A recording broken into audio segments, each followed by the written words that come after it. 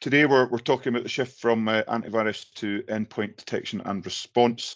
Antivirus has been around for a very long time, and endpoint detection and response is relatively new technology, which is just provides much better protection to the emerging threats that are out there. Introductions. So I'm Gordon Sayers. I'm the CEO of SoConnect. Been in the industry for about 15 years now, and I've been aware of not just the changing threat landscape, but also the changing products are out there. And Ewan has driven our drive towards a EDR adoption, and today is hopefully for all the attendees to learn as much as they can about what EDR is and our rationale as a company behind changing that to our focus. So I'm going to introduce Sasha first, or let him introduce himself as our industry expert, and then Ewan can follow after that. Hi, everyone. So, yeah, as Gordon mentioned, my name is Sasha. I'm one of the security sales engineers here at ConnectWise. Majority of my experience has come with Palo Alto, so their next-gen firewalls, their XDR, and then what I normally do day to day, I do demonstrations, I do webinars such as these, I do a lot of security awareness and risk management as well. So really excited to take part in today's session. Thank you. And Ewan? Yes, I'm Ewan. I'm CTO at SoConnect. I'm probably the main reason that we're here today to talk about this and why we're going through all of this, as Gordon mentioned. I'm responsible for our customers' IT strategies using modern technology, as well as most of my focus these days is on cybersecurity and the posture of our customers' cybersecurity and their journey towards securing their environments with products such as EDR. Cool, thank you, Ewan. So on to our first main slide, if you like, the cost of ransomware. And this is information that we're sharing here. It's readily available on the web, and it's been collated just over the last few years as companies, unfortunately, have become victim to ransomware. So companies that do get hit by ransomware attacks, only 8% of businesses that pay the ransom get all their data back. The average cost of recovery of from a ransomware attack is £1.4 million. So for most SMEs, they're not going to recover from that. And the ransom is only 20% of this cost. So SMEs that do get hit by ransomware, 60% will go out of business within 6 months. Why? Generally, that's down to the amount of downtime, the reputational damage, and the legislation and compliance difficulties or penalties that they have as a result of the ransomware attack. So it's a big threat out there. We have seen it. Any customer of ours that has been hit with ransomware in the last few years, we've always had a backup being able to restore that for them. But plenty of companies out there don't recover from that, and the damage is significant. Even those companies that do recover, it still costs a huge amount of money. Disruption to staff, disruption to customers, the financial cost of that in itself. So that is the premise behind the move from traditional antivirus to EDR, because the level of protection that it provides. So on to the next slide, and I'm going to let you to do an input on this one, Sasha. Thank you. Thank you. So I think we are all familiar with traditional antivirus, what it's capable of. So what we'll do, normally antivirus will go ahead and do scans and detect and identify if there's any kind of malicious software. I mean, that's all well and good. Maybe 10 years ago, maybe something that was when it was at its prime. What has happened, and that's with a lot of cybersecurity things at the moment, is that bad actors are evolving. They're understanding what traditional antivirus can do nowadays. They're understanding their limitations. So in recent years, the effectiveness of traditional antivirus has just been questioned effectively. So, advanced malware such as fileless attacks, such as zero-day attacks as well, have been able to bypass antivirus. So a lot of SMEs are starting to struggle with these kind of attacks. And that's due to, again, the limitations of antivirus. It's the unknown threats that we can't be able to stop. It's the ransomware.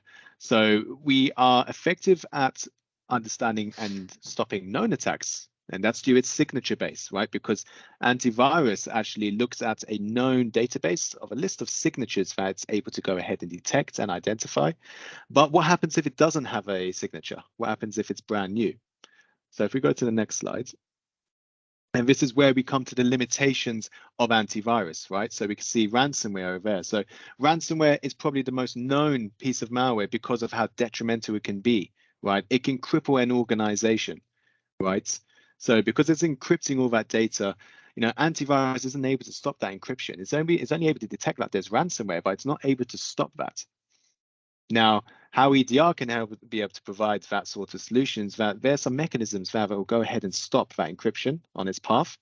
Okay, we have zero-day vulnerabilities. The zero-day vulnerabilities are effectively a piece of malware that isn't known. It's completely brand new. No one has seen it. No vendor with cybersecurity has a signature for it. So because antivirus are reliant on signatures, it can't be able to stop a zero-day attack, which is why zero-day attacks go straight through antivirus systems nowadays. And then we have a reactive, not proactive, because of antivirus is generally, you know, once it's detected something, then you can go ahead and use your utility belt effectively. Whereas EDR, we can go ahead and do threat analysis. We can go ahead and do threat research. We can go ahead and find out, hey, is this syntax being able to be identified in anywhere else on our fleet as well? Right, and that's the great thing about EDR. And then we have things like performance impact. Antivirus, because of their scans, it does take a lot of resources, whereas EDR nowadays is more lightweight. How it's installed is more sophisticated on the kernel mode as well. And then finally, we have fileless malware. So fileless malware reside on the memory. It doesn't reside attached to a file, which is where antivirus will lack short of with that too. Grand. Thank you for that. On to the next slide, and understanding EDR. This is on to yourself, Ewan. So EDR provides a proactive and comprehensive security approach that detects threats and analyzes, prioritizes, and responds and learns from them to improve future defense. So just to touch on what Sasha was saying with file-based detection, it's what we've been used to from antivirus products over the last couple of decades, and you know, products such as Bitdefender Gravizone, which you might have just now, or other products which you might know, such as AVG, ESET, and others like it, where they've been used for file-based detection, where a signature matches basically a known list of bad files, such as viruses, etc. If that file on your machine matches something on the list, then that file would then be quarantined, and the antivirus would take care of it and quarantine it from the rest of the system. Now, the evolving landscape, files are being developed that contain a threat such as ransomware or other type of malware, which are entirely unique. So making that signature list entirely redundant. So, and this matches with what we've seen across the world on antivirus engines, whereas more and more files now are being detected less by antivirus solutions because of that type of technology is now becoming redundant. So this is where EDR comes into place. And as you can see by the graph here, represented by the green circles, these are new features that are included in EDR that help us mitigate detect those threats that are now not being detected by antivirus products. So the key point from understanding EDR is the quick response. So EDR takes the first step in what we would traditionally do as human beings in mitigating a threat, either by isolating the machine entirely, quarantining files, and even has the capability of rolling back the machine to a safe state, whereas antivirus is not able to do that. So in order to respond and recover a machine to a safe state, it's much easier and quicker with an EDR solution, obviously and managed by a cybersecurity team. The behavioral analysis that EDR does obviously watches everything that's going on in the machine. So for an example, one thing that you'll probably have on all your machines is BitLocker, which, you know, used in the right way, is a fantastic tool for encrypting all the files in the machine to make sure everything is safe, nice and secure. If that was to fall into the wrong hands and used by somebody who wasn't the user or an approved admin, they could actually use that against you and lock you out of your own drive. So these are the things that EDR can watch and notify the appropriate people that something potentially suspicious is going on an environment. Yeah, allowing us to see who, what, and where, and when. It gives us fantastic information through EDR to get the visible data for providing the fast and appropriate response. How EDR works.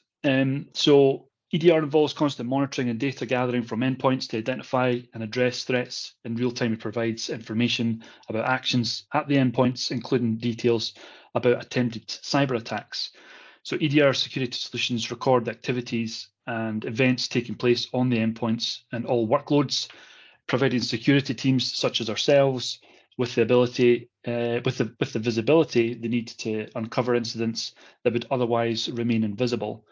An EDR solution needs to provide continuous and comprehensive visibility into what's happening on the endpoints in real time, and it should offer advanced threat detection, investigation, and response capabilities, including incident data search, investigation, and alert triage, because these are all key things that we need to do whenever there is threats detected on endpoints, or there's even malicious activity or suspicious activity going on.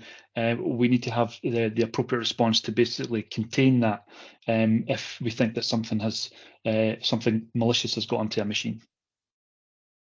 Cool. All right, thank you, Ewan. Sasha. Great, thank you. So, while talking about antivirus, let's actually start to talk about the EDR bit. What are the benefits? What would you be getting with the EDR solution? So reduce IT overhead. A lot of people would be thinking, hey, this is more complicated. So do we need more staff in order to be able to suppress more things that's able to be detected? No, not at all. Because a lot of the things can be automated, a lot of the things that are gathered will be compressed into one alert. And the great thing about EDR is that it provides effectively kind of like a storyline. What happened from that double click all the way to the end of when that EDR was able to go ahead and resolve that threat, for example. The EDR is able to look at things from the kernel mode, different processes, different threads that it's touched, and exactly what's it been modified as well. Right. So again, it allows your IT team to be able to actually have more information and effectively more automation as well regarding that. And then we have improved risk management. And, that's effectively due to what the tool is actually gathering. So, the threat analysis that could be able to be done, the sophisticated attacks and machine learning that it can be able to reduce. So the machine learning is great because if it's seen it before, it will go ahead and make sure it's blacklisted if you've already allowed it to be that. Great EDR tools allow when deploying to be run on detection mode only, for example. So that detection mode is great because detection mode allows you to be able to have it effectively on your environment and learn your environment. So it's going to understand your environment. It's going to see what's normal. And then after that, you could be able to flip it over to protection mode, for example. And then from there, it will allow you to reduce the noise that any kind of EDR solution will be picking up when deployed. Because if you deploy an EDR solution on an environment, it's going to be very noisy. So that detection mode is very, very important. And finally, we have regulatory compliance. So regulatory compliance is with effectively organizations nowadays, they require you to be able to provide a specific standard of cybersecurity, right? And with the auditing that EDR can be able to provide with threats and effectively the reporting capabilities too, you will be able to make sure you're meeting those standards and you're proving to effectively the government that you are providing a high level of standard in order to protect your customers' data and privacy as well. Excellent, thank you for that, Sasha. On to the next slide. So, case study. So for the case study on a mid-sized company financial sector that used traditional antivirus solutions for years. The 3 data breaches within 2 years, leading to financial losses and reputational damage, and realised the limitations of the existing antivirus software. They agreed to implement EDR. Post-implementation, they experienced significant improvement in their security posture, but not only that, just what the solution was doing in the background, in terms of threat detection, response time significantly increased. The proactive security, and this is one of the main benefits of EDR solutions, as Sasha mentioned before, and I think Ewan as well, the zero-day threat. So those brand new viruses, and they come out every single day, that are getting released into the wild, and before anyone knows what they are, they're the ones that can really cripple businesses. With EDR, because it can identify potential zero-day threats, you're protected against that. And as a managed service provider or specialist security provider, no one can ever remove all of your risk. All we can do is reduce that risk, and that's what EDR does. It significantly reduces the risk to your business from the literally tens of thousands of viruses that are out there and are being released all the time. Some very sophisticated, some less sophisticated, and it's these sophisticated ones that EDR will be more likely to pick up and protect your business from. Compliance as well, because it's more intelligent software, and the amount of data that we can record for what's going on in the environment, and that the EDR solution is protecting you from, we can produce that data to you as well. So for us as an IT services company, to the customer, we can produce that information. The customer can produce that to compliance teams or regulatory bodies within their industry, and it just, as I say, it gives you more detailed information to show what the product's doing, and it gives a bit more evidence in terms of what's going on. So the summary, key takeaways in the last 15-20 minutes, and this has been a relatively short, sharp blast, if you like, in terms of informing you about EDR. The evolving threat landscape, technology advances really quickly, we all know that, but the battle in that technology landscape between the bad actors and the good actors is also evolving constantly. So the sophistication of attacks, the way in which the bad actors are trying to compromise what businesses are doing, compromise systems, is becoming more sophisticated. So naturally, we need to have more sophisticated solutions. EDR is that step change from traditional antivirus that's been around for a very long time to something that just is more appropriate to the threats that are out there. So the limitations of antivirus, it's done well. We've been using Bitdefender as our primary AV product for quite a long time, but Ewan has led this drive to get our customers to implement and adopt EDR. It is more expensive, but unfortunately that's just how it is in terms of using a new product that is more advanced. You know, what we see is, although the cost is more, the efficiency that it brings, not just for us but for customers, in terms of keeping the environments clean, is also, that's a cost benefit. Endpoint Detection and Response is a solution. It gives you that enhanced protection by using new technologies, consistent monitoring, and the immediate response that antivirus products just can't do. Proactive threat hunting, the reduced IT overhead. A lot of people assume that EDR will have a higher overhead in your machine than traditional antivirus. It doesn't, but it still provides a better level of protection. So we think it's the way forward. It's the new baseline product for us as a company. So we're going to all of our customers and explaining that we think that this is where you need to be, and asking customers who don't want to do it to opt out and to accept that they are maintaining a higher risk by staying with a traditional antivirus product. And as time progresses from now, what we'll see is traditional antivirus products will eventually phase out. EDR will become the new standard across the board.